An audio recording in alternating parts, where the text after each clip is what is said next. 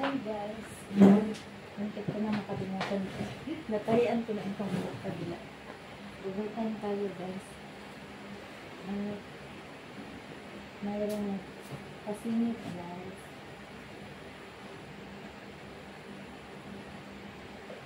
Gagamitin sa linggo.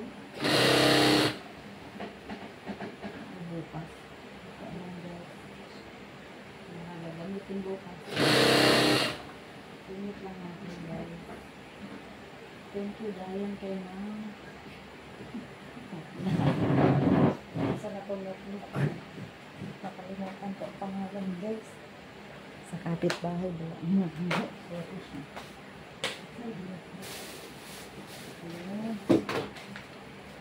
Shout out kay Ma'am Ruth Gumahan.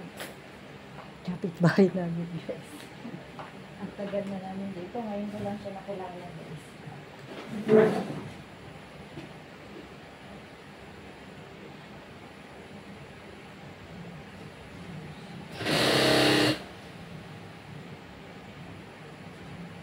Thank you kay Ma'am Ruth.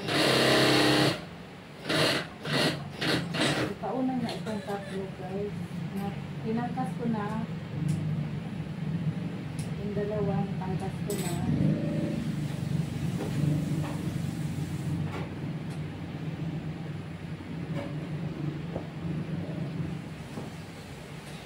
Baka susulitin niya ito bukas. Medyo mahaba kasi sa kanya.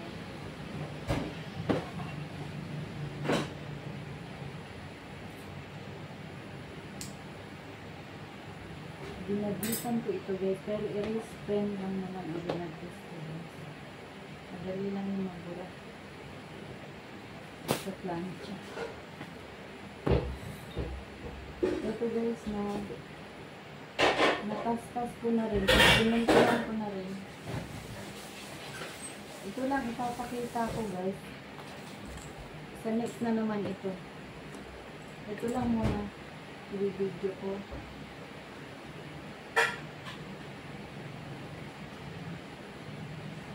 Para may masuot siya buka. Ibertan ako. Anong oras na ba? 7:42. Maaga pa naman guys.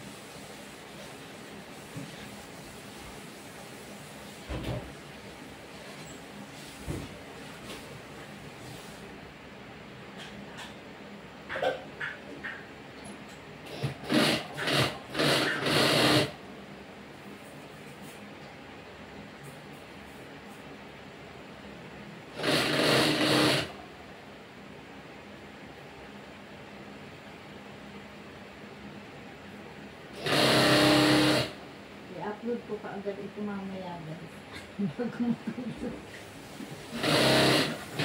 Ka-upload ko lang kaya. Para di ako matambakan ng video guys. Iba kong video na i-erase ko lang guys na hindi na-upload.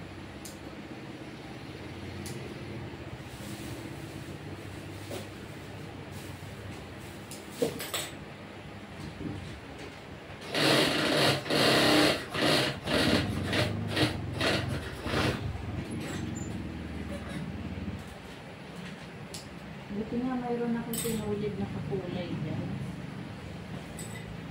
Na isingit na. Nagurata agad. Yung iba, kahit ano, di ko pa agad nagagawa guys. Pagpapasingit. Kinabukasan pa kasi kailangan pang bilhan ng sinulid. Lalo malayo ang color guys.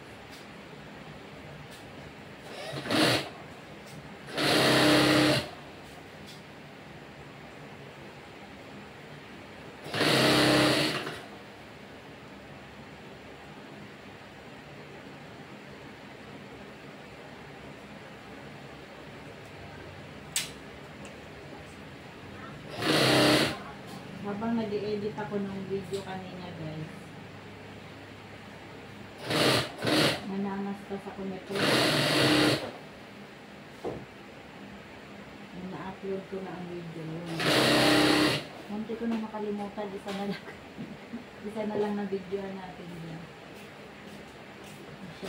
bili kay Ma'am Ruth.